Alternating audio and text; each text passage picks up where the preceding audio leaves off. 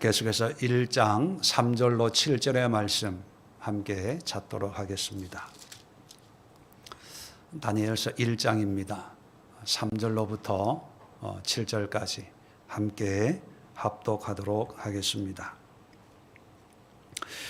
다 찾으신 줄로 알고 합독합니다. 시작. 왕이 환관장 아스부나스에게 말하여 이스라엘 자손 중에 왕족과 귀족 몇 사람 곧 흠이 없고 용모가 아름다우며 모든 지혜를 통찰하며 지식에 통달하며 학문에 익숙하여 왕궁에 설 만한 소년을 데려오게 하였고 그들에게 갈대아 사람의 학문과 언어를 가르치게 하였고 또 왕이 지정하여 그들에게 왕의 음식과 그가 마시는 포도주에서 날마다 쓸 것을 주어 3년을 기르게 하였으니 그 후에 그들은 왕 앞에 서게 될 것이더라.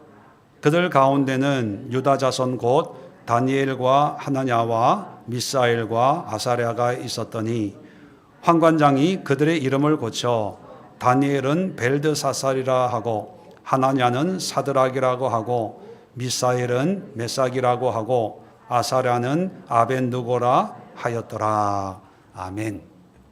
자, 오늘 이 말씀을 가지고 바벨론의 그리스도인이라는 제목으로 말씀을 나누고 기도하려고 합니다.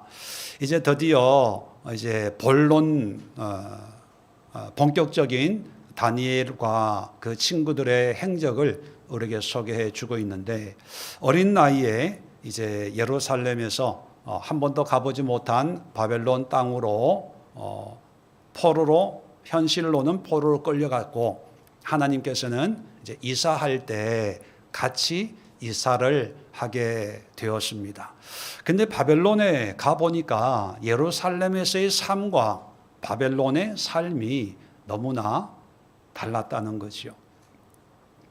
예루살렘에서의 삶은 그들의 이름만 보더라도 다니엘, 또 하나냐, 미사엘, 아사랴 그 이름만 보더라도 엘 또 야가 들어가면 엘도 하나님을 의미하고 야는 야훼에서 나온 말이거든요. 야훼 하나님이라는 뜻입니다.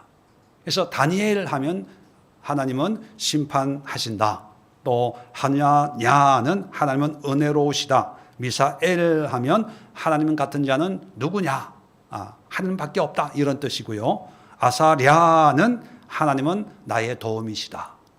그러니까 예루살렘의 삶은 하나님 중심의 삶, 또 말씀과 예배와 제사, 또 신앙적인 가치가 있는 그리고 믿음의 가치관으로 살아가는 그런 유다, 예루살렘, 성전 중심의 신앙생활이었지 않습니까? 그런데 바벨론에 가보니까 영 딴판이에요. 그렇다면 여러분, 우리가 지금 그리스도인들, 21세기 그리스도인들이 살고 있는 이 환경, 이 땅이 영적으로 예루살렘일까요? 아니면 영적으로 바벨론에 우리가 살고 있는 걸까요? 바벨론, 왜요?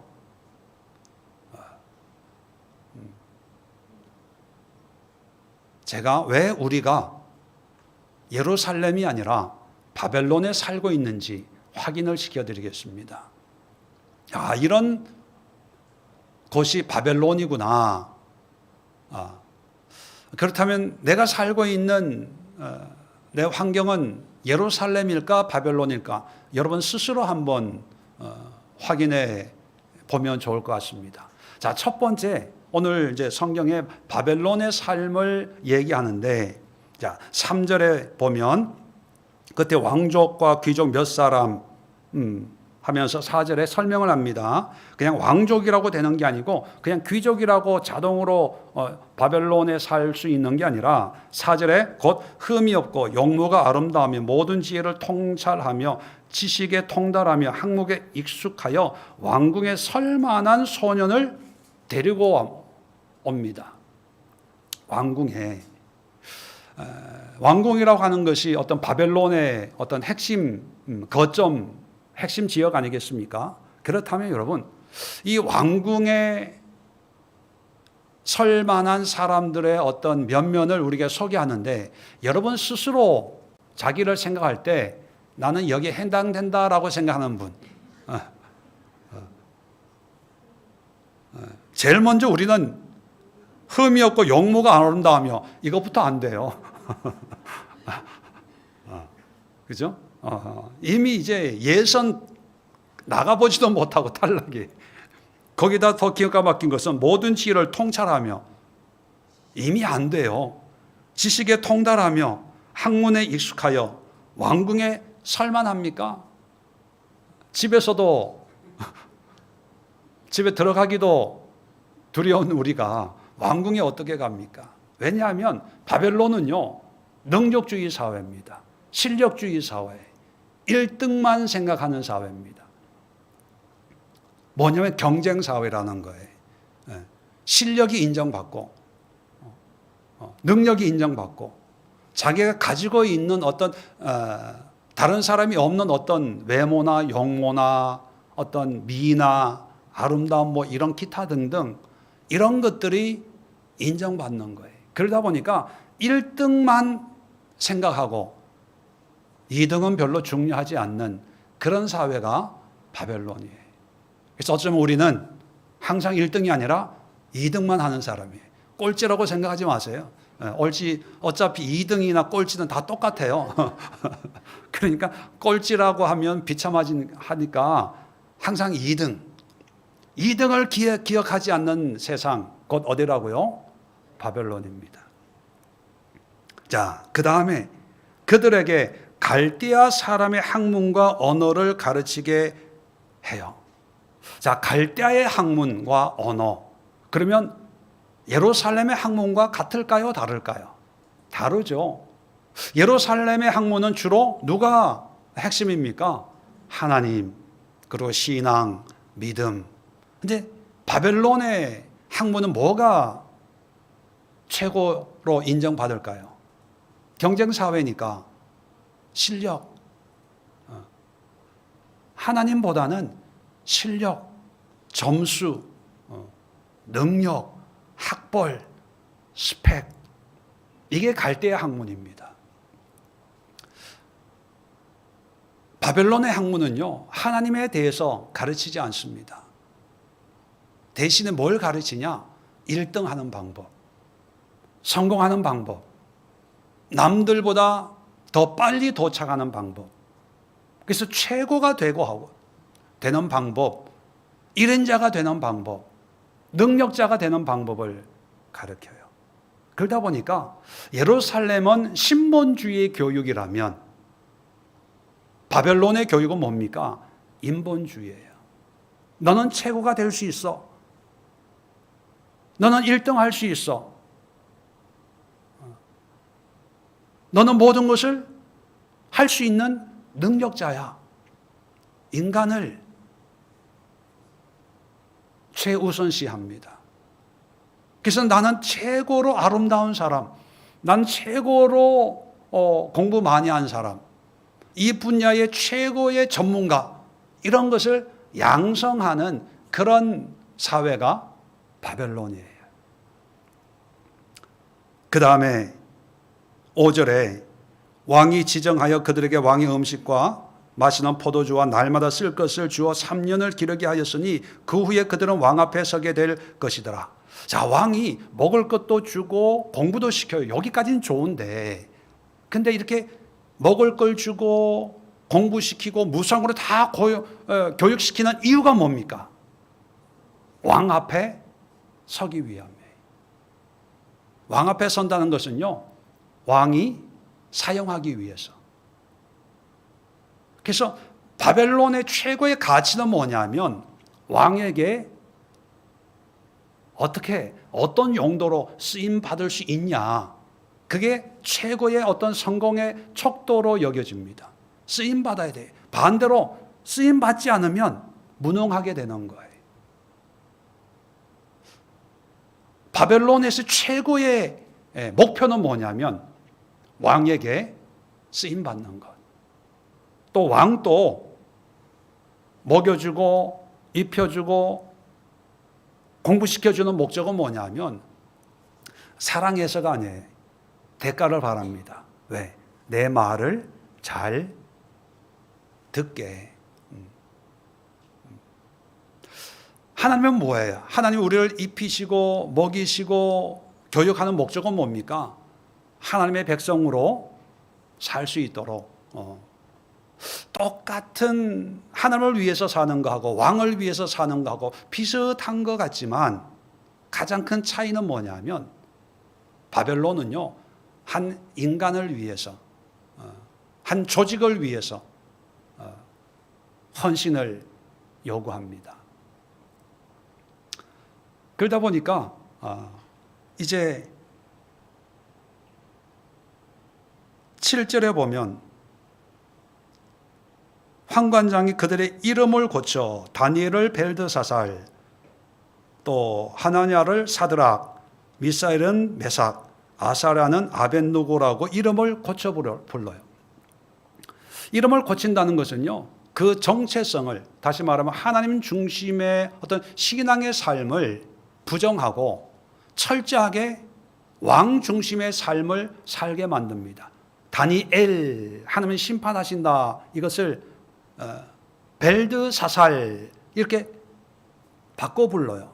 이 벨이 들어가는 게 바벨론의 신 중에 벨 신을 섬기는 그런 삶을 얘기하는 거거든요. 그리고 사드락, 메삭, 사드락, 메삭, 삭 이렇게 들어가는 게 뭐냐면 아쿠라는 그 바벨론의 신의 이름을 따서 사드락, 메삭 이런 이름이 만들어진 거예요. 그러니까 너는 하나님을 섬기지 말고 왕이 섬기는, 왕이 좋아하는 것 너도 좋아해야 돼. 이 가치관을 바꿔요. 가치관을 바꾸기 위해서는 어떻게 해야 됩니까? 예루살렘의 가치를 부정하는 거예요. 그거 아니야. 여호와 하나님이 전부가 아니야. 신앙이 전부가 아니야.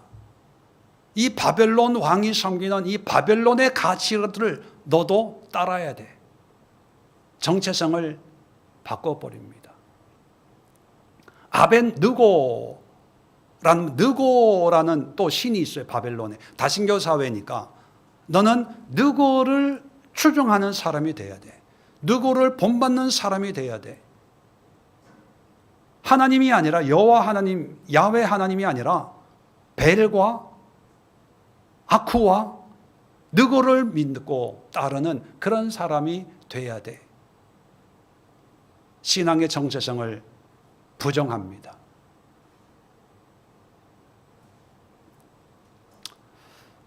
물론 아주 짧은 말씀 속에 바벨론 사회의 단면이 우리에게 소개되고 있지만 요 몇 가지 사실만 보더라도 우리가 살고 있는 이 시대가, 이 세대가 우리가 바벨론에 살고 있는지 예루살렘에 살고 있는지 분별할 수 있는 몇 가지 기준으로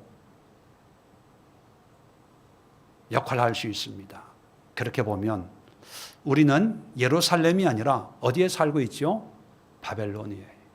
그래서 이 바벨론이라는 이 이름이 참 재미있는데 요한계시록 18장에 가면 또 바벨론 이름이 나오죠.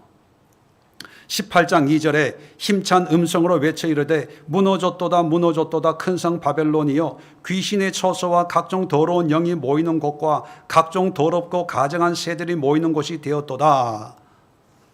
계시록 18장의 이 바벨론 성이 무너지는 것을 우리에게 보여주고 있습니다. 이 얘기는 지금 이 다니엘이 살았던 이 바벨론이 요한계시록까지 계속된다는 얘기가 아니라 이러한 사회, 이러한 시대를 다 바벨론으로 상징하는 거예요.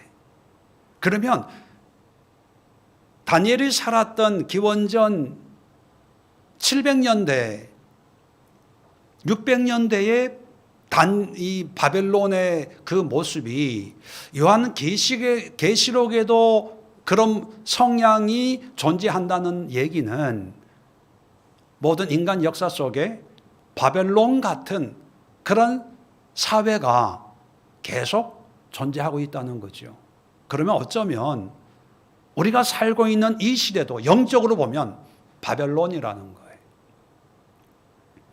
바벨론처럼 신앙을 부정하고 하나님을 얘기하면 조롱해요. 뭐 하나님 그러냐. 이 우리 시대의 하나님은 돈이야, 명예야. 뭐 믿음 그래. 그런 건 없고 우리가 열심히 살아서 살다가 죽으면 그걸로 끝나는 거고 그런 거지. 뭐 내 앞에서 하나님 얘기하지 마. 씨도 안 먹혀. 뭐 믿음이 최고야. 웃기지 마. 실력이야. 점수야. 1등 해야지. 뭐 믿음으로 새벽 기도하고 신앙생활 열심히 한다고 이 세상에 인정해줘? 웃기지 마.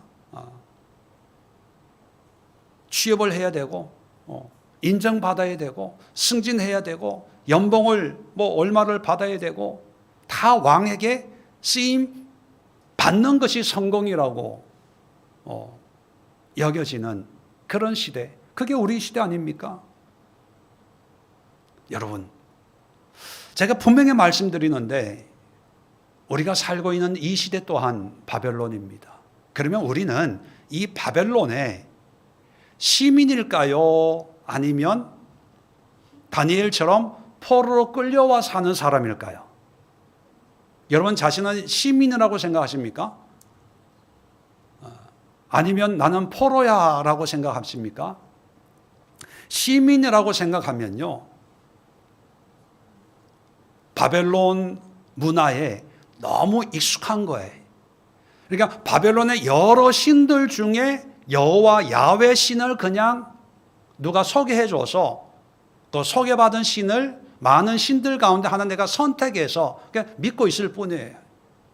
그러니까 이 야훼 신, 여호와 신을 내가 믿는 것과 바벨론에서의 시민 생활을 하는 나는 아무 상관이 없어요.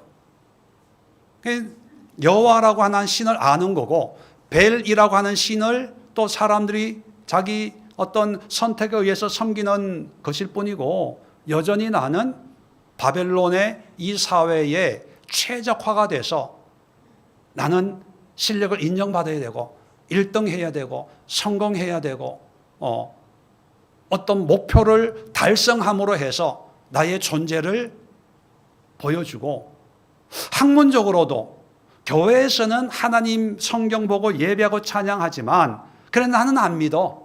왜? 배운 거 진화론이고 또 빅뱅 우주가 이렇게 창조됐고 뭐 이런 거를 믿지 성경은 성경일 뿐이야. 신앙과 내 삶이 전혀 상관이 없는 그게 시민입니다. 그러니까 이 시민 생활은요, 바벨론을 떠날 생각이 없어요. 이 바벨론이 내가 태어났고 내가 성장했고 자라고 이제 죽어야 될 어떤 선택의 여지가 없는 그런 나라로 여겨집니다. 근데 포로라고 하면 얘기가 달라져요. 포로라고 하면 또 이사 갔다, 제가 이제 그 의미를 하나님의 관점에서 포로지만 이사 간 거야. 너희만 끌려간 게 아니라 하나님도 오셨잖아요. 하나님의 집에 있던 기물을, 가재 도구를 가지고 하나님이 벨 신전에 짐을 풀고 그때부터 하나님은 나도 여기서 살 거야. 그렇게 보면 하나님이 이사 오시면서 이스라엘 백성들도 데리고 가셨는데 현실적인 모양은 포로예요. 왜 포로로 끌고 가셨을까? 고대 사회의 포로는 짐승보다도 못한 그런 존재입니다. 그러나 이 포로에게는 유일한 희망이 있는 거예요. 어떤 희망이 있을까요? 고국으로 돌아가는 것. 포로에게 유일한 희망은 돌아가는 거예요. 그래서 포로들에게는요, 아무리 왕이 맛있는 음식을 주고 좋은 교육을 해줘도 이게 나한테 안 맞는 거예요. 살기 위해서 돌아가기까지 어떻게 버티기 위해서 먹고 살기 위해서 그냥 그 바벨론의 어떤 생활 방식을 받아들이는 거지 늘 마음에는 돌아가는 거예요. 고국으로. 그거 외에는 포로들에게 희망은 없는 거죠. 그래서 여러분, 제가 생각해 볼 때 하나님이 다른 방법도 많이 있을 수 있지만 왜 하필이면 전쟁이라고 하는 그리고 포로라고 하는 이 방식을 선택해서 이 유대 사람들에게 어떤 그런 하나님의 메시지를 전달하는 통로로 삼았을까 생각해 볼 때 저는 포로들에게 가장 간절한 게 돌아가는 것, 회복되는 것인 것처럼 이 시대에도 바벨론의 포로로 있는 이 그리스도인들에게 가장 하나님이 기대하는 게 뭘까? 돌아갈 곳을 잊지 않는 것. 이 포로 생활이 얼마나 힘들었는지를 단적으로 알려주는 시편이 있는데요. 시편 137편. 이 포로 시기에 기록한 시편인데 1절부터 4절까지만 읽어드리면요. 우리가 바벨론의 여러 강변에 앉아서 시온을 기억하며 울었도다. 그 중에 버드나무에 우리가 우리의 수금을 걸었나니 이는 우리를 사로잡은 자가 거기서 우리에게 노래를 청하며 우리를 황폐하게 한 자가 기쁨을 청하고 자기들을 위하여 시온의 노래 중 하나를 노래하라 함이로다. 우리가 이방 땅에서 어찌 여호와의 노래를 부를까? 포로로 끌려왔는데 조롱하는 거예요. 노래 한번 해봐. 노래 한번 해봐. 예루살렘에서 불렀던 그 노래 한번 해봐. 우리가 좀 듣고 즐기게. 그런데 우리가 포로로 끌려왔는데 어떻게 그들의 기쁨을 주려고 하나님의 노래를 부를 수 있겠냐. 이 탄식하고 있는 거거든요. 포로들은요. 이런 조롱, 힘들지만 이런 조롱하는 게 이상한 일입니까? 부끄러움 당하는 게 이상한 거예요? 핍박 당하는 게 이상합니까? 포로들에게는 그게 이상하지 않아요. 당연한 거예요. 어쩔 수 없는 거예요. 핍박이 있고 어려움이 있으면 그때마다 화가 나는 게 저거 대들고 싶고 이런 게 아니고 무슨 생각합니까? 빨리 해방됐으면 좋겠어. 빨리 곡으로 돌아가면 좋겠어. 우리도 빨리 나라를 회복하면 좋겠어. 이게 더 간절해지는 거예요. 여러분 일제 때 우리가 일본 사람들, 일본 순사에게 핍박을 당하잖아요. 핍박을 당할 때 나를 핍박한 사람하고 싸웁니까? 안 싸워요. 싸울 수가 없어요. 싸우는 것은 일본 사람이에요. 일본 형사에게 싸움을 거는 것은 일본인이기 때문에 같은 나라 사람끼리 네가 왜 나한테 그래 이렇게 대등한 어떤 관계에서는 싸움이 되는데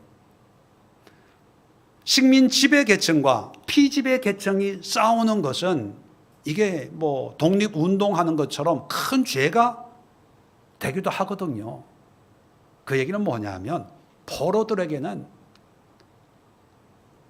화내거나 싸우거나 뭐 다투거나 나는 왜 이렇게 부당한 대접을 받지?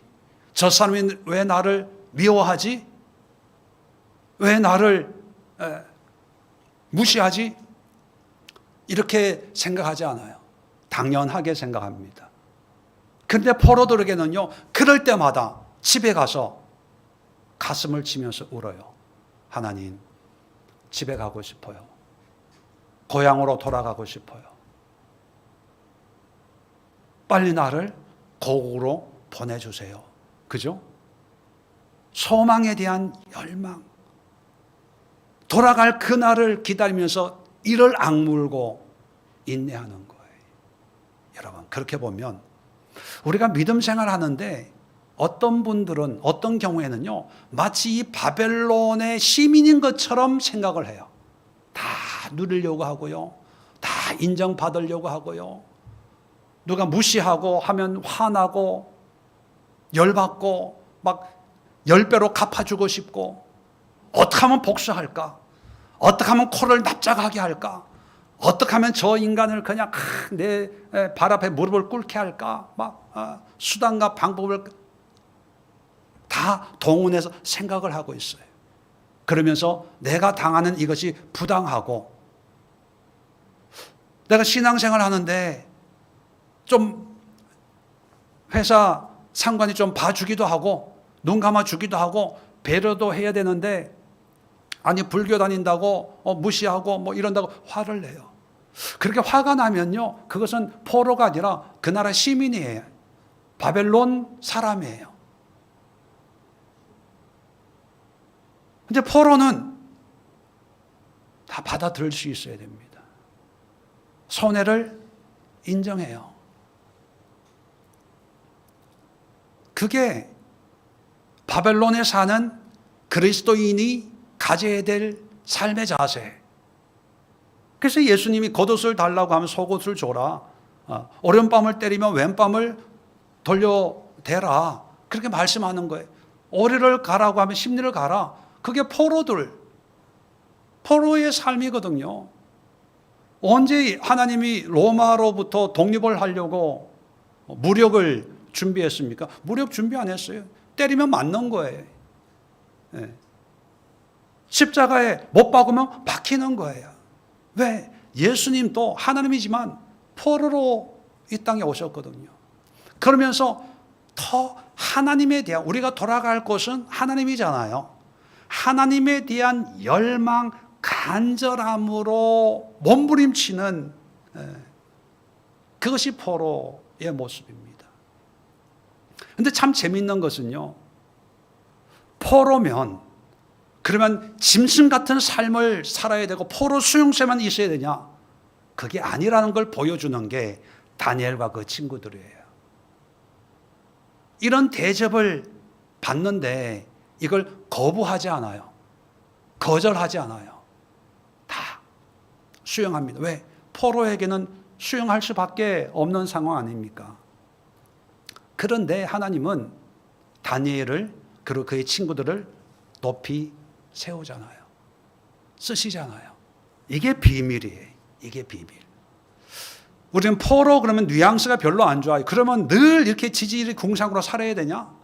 늘 뺏기고 손해보고 뭐 이렇게 살아야 돼? 난 싫어. 이렇게 생각하는 분이 있어요. 그런데 하나님이 형상은 포로지만 하나님이 우리를 데리고 이사 갔다고 말씀드렸잖아요. 하나님의 가족이라고 말씀드렸잖아요. 하나님은요, 우리가 지지리 궁상으로 살기를 원하지 않습니다. 다니엘처럼, 다니엘의 세 친구처럼 바벨론의 어떤 고위 공무원이 될 수도 있고 사업가가 될 수도 있고 그렇게 하나님이 하세요. 문제는 뭐냐면 그렇게 되더라도 우리는 여전히 포로인 것을 잊어서는 안 된다는 거예요. 왜? 다니엘이 총리가 됐어요? 그렇다고 해서 바벨론 시민이 됩니까? 아니에요. 오히려 바벨론 시민들이 더 모함을 해요. 또 사드락, 메삭, 아벳느고 다니엘의 친구들이 고위 관리가 됐습니다. 그렇다고 해서 바벨론 시민이 됩니까? 아니에요. 여전히 호시탐탐 약한 부분을 노려서 참수하고 고발합니다. 왜 그럴까요? 그들 생각에 우리와 다르다고 생각하는 거예요. 하나님 믿는 사람들이라고 생각하는 거예요. 그 믿음을 가지고 오히려 이들을 참수하려고 호시탐탐 노리고 있습니다. 성경에는 우상 앞에 절하지 말라고 하는 걸 알기 때문에 우상 앞에 절하라고 법을 만드는 거예요. 왕 앞에 무릎을 꿇으라고 그렇게 법을 만들어서 고발하게 만들어 가는 거예요. 참 교활하죠. 왜? 바벨론이 악해서 그렇다고도 볼 수 있지만 다른 한편으로는요, 고위 관리가 돼도 하나님이 세워주셔도 바벨론의 포로로서 유대인으로서 사는 자기 정체성을 잃어버리지 않고 있구나. 이걸 우리가 깨달아야 돼요. 그러면 정리를 하면요, 우리 그리스도인들이 우리가 신앙생활을 하는데 신앙생활하는 환경이, 현실이 어디냐, 이걸 먼저 깨달아야 됩니다. 많은 사람들이 내가 예루살렘에서 신앙생활하고 있는 줄 알아요.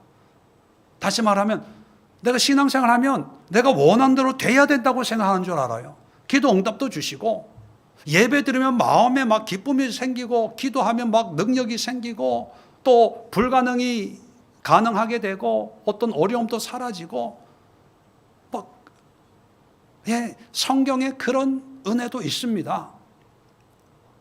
그런데 적어도 내가 지금 바벨론의 포로로 끌려왔다라고 생각을 하면 얘기가 달라집니다. 오히려 어려움이 찾아와요. 고난이 찾아와요. 사람들의 시기, 미움, 질투 이런 게 있어요. 그런데 그게 당연하게 여겨지는 거예요. 이상한 게 아니구나. 오히려 그럴 때마다 내가 돌아가야 될 곳이 있구나. 나의 영원한 마음의 고향, 나의 고토, 새 하늘, 새 땅, 새 예루살렘을 준비하시는 하나님께로 돌아가야 되는구나. 고난이 올 때마다 더 기도하는 거예요. 어려울 때마다 더 무릎 꿇는 거예요. 세상이 우리를 고달프게 할 때마다 세상을 향해서 반박하고 반응하는 것이 아니라 오히려 하나님 앞에 더 하염없이 눈물을 흘리면서 하나님이 주실 은혜의 그 때를 더 그리워하고 사모하게 되는 거지요. 여러분, 하나님의 자녀들은요, 바벨론에 끌려왔기 때문에 본인이 바벨론 사람이다라고 해도 결코 바벨론 사람이 될 수가 없어요. 될 수가 없어요. 유대인들이 디아스포라 흩어져도 결국은 유대인으로 남다가 1948년입니까? 중동 땅에 이스라엘을 건국하게 되잖아요. 마찬가지로 우리 그리스도인들도요, 바벨론에 살면서 바벨론화 되지 못해요. 바벨론 사람 절대로 안 됩니다. 그러면 우리가 하나님의 사람이 될 수 있을까요? 정말 무서운 것은요, 바벨론 사람도 안 되고 하나님의 사람도 안 되는 게 이게 심판이에요. 여러분, 세상 나가보세요. 나는 예수 안 믿어. 하나님 안 믿어. 그리고 세상 나가도요, 세상 사람 되지 못해요. 늘 양심에, 바벨론 사람처럼 살아도요, 양심에 늘 부담이 있습니다. 늘 부담이 있어요. 이미 우리는 바벨론의 시민이 될 자격을 잃어버렸어요. 잃어버렸어요. 우리는 한 가지 길밖에 없습니다. 하나님의 백성, 포로된 하나님의 백성이다. 겉으로 보기에는 세상에 매여 있는 것 같지만 실상은 하나님이 우리와 함께하고 있어. 이거밖에 없어요. 이게 안 되면 바벨론 시민도 안 되고요, 하나님 나라의 시민도 안 되고 어정쩡한 그런 삶으로 끝나요. 세상 사람들로부터는 손가락질 당하고 하나님으로부터는 난 내가 도무지 누구인지 모르겠다. 여러분, 포로들에게는 한 길밖에 없습니다. 그래서 바벨론의 그리스도인들은요, 한 가지 선택밖에 없습니다. 내가 포로인 것을 인정하고 세상과 싸우는 것이 아니라 내가 돌아갈 그 하나님을 바라보면서 희망과 소망으로 살자. 그럴 때 하나님이 다니엘을 세우듯이 세워가시는 거예요. 다니엘의 친구들을 세우듯이 세워가는 거예요. 내가 성공하고 부자가 되고 좋은 직장, 좋은 회사 다녀도요, 늘 나는 포로야. 이곳이 내가 살 곳이 아니야. 내가 돌아갈 곳은 하나님이야. 이걸 잊지 않는 거예요. 지난번에 말씀드렸지만 이런 개념을 베드로는 나그네, 그런 개념으로 똑같은 개념을 다른 표현으로 설명하는 거예요. 나그네는 이 세상에 어떤 의미를 두지 않잖아요. 번향, 우리는 잠깐 왔다가 지나가는 그런 나그네입니다. 근데 여러분, 나그네를 우리식으로 이해하면 안 돼요. 우리의 나그네는 어떤 이미지가 강합니까? 구름에 달 가듯이 가는 나그네. 아주 낭만적이에요. 서정적입니다. 시적이에요. 근데 2000년 전의 나그네는 그런 낭만과는 전혀 관계가 없어요. 죽을지도 몰라요. 강도 만난 사마리아인 비유 있잖아요. 그 비유로 얘기할 정도로 그런 일들이 비일비재하게 일어나는 거예요.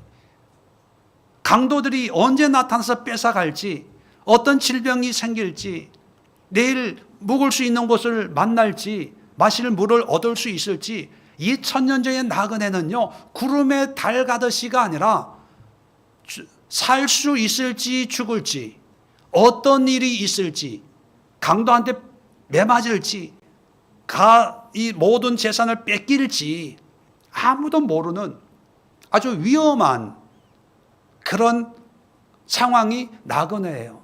그 얘기 뭐냐면 폴하고 똑같아요. 나그네에게는 강도 만나는 게 어쩌면 당연할 수 있는, 그럴 수 있는 일이거든요. 근데 왜 나에게만 이 강도가 찾아와? 내가 뭘 그렇게 잘못했기에, 이렇게 얘기하는 사람 없어요. 그냥 오늘 재수가 없었나 보다. 여러분, 우리가 포로로서 이 세상을 산다고 할 때 뭐 그렇게 많이 누려야 되는 거 아닙니다. 뭔가 많이 가져야 되는 거 아니에요. 반대로 내가 손해보는 것, 그렇게 대단한 일 아니에요.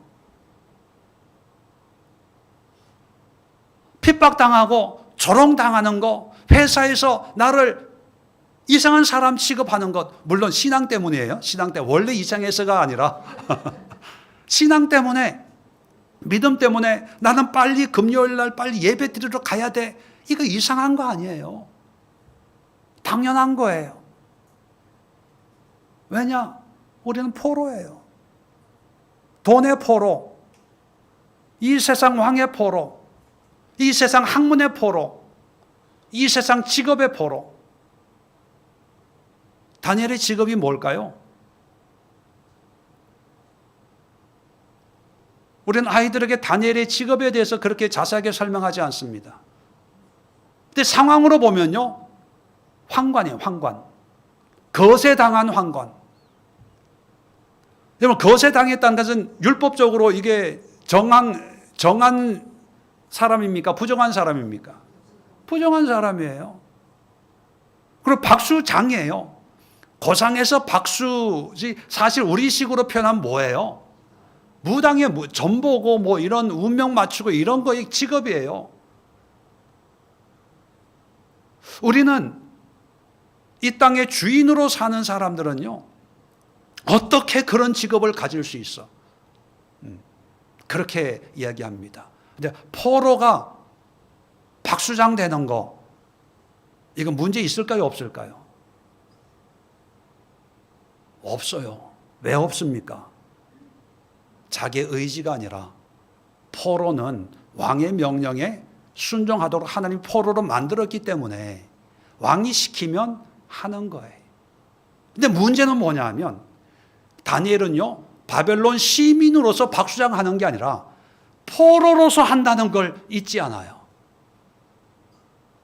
그 포로로서 박수장 한다는 게 어떤 의미냐? 다음에 말씀드릴게요. 성경에 다 기록되어 있어요. 근데 우리는 바벨론의 시민으로 생각하다 보니까 자꾸 이런 직장을 가져야 되냐 말해. 목사님, 이런 직장을 가야 됩니까? 말아야 됩니까? 신앙적으로 뭐 이렇게 뭐. 아니, 그 신앙적으로 그런 걸 따지지 말고 네가 신앙인이 돼야 되는데, 네가 예배자가 되고 기도자가 되고 말씀의 사람이 돼야 되는데, 그건 안 되고 직업을 얘기해요. 왜 그런지 아세요? 남들이 볼까 봐. 남들이 보고 교회 다니는 사람이 왜 저런 직장을 가져? 왜 술 장사를 해? 무슨 장사를 해? 이런 것 때문에. 포로는 체면이 있을까요, 없을까요? 없어요. 시민은 체면이 있을까요, 없을까요? 있어요. 그럼 여러분은 시민으로 살고 있는지 포로로 살고 있는지 한번 생각해 보세요. 근데 우리는 신분이 뭐다? 포로예요. 어디에 포로? 이 시대의 바벨론에. 이것만 여러분 잘 깨달으면요, 여러분 삶의 거의 대부분의 문제가 해결돼요.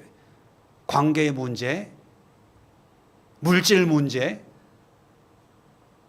이웃 간의 문제, 시집 간의 문제, 안 믿는 사람과의 문제, 직장의 문제, 이게 다 거의 해결이 돼요.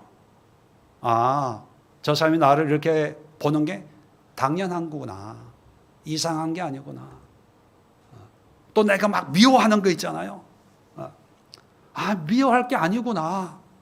나는 포로야. 저 사람은 여기서 살아야 될 사람이고, 나는 때가 되면 떠날 사람이고, 돌아갈 사람이고, 정리가 돼요. 여러분, 기도합시다. 이해되시면 아멘. 포로를 깊이 한번 묵상해 보시면서, 하나님, 내가 이 땅에 이 시대의 주인처럼 살려고 애를 썼는데, 하나님, 내가 이 시대의 포로로 끌려온 자였네요. 포로의 영성으로 회복하게 하옵소서.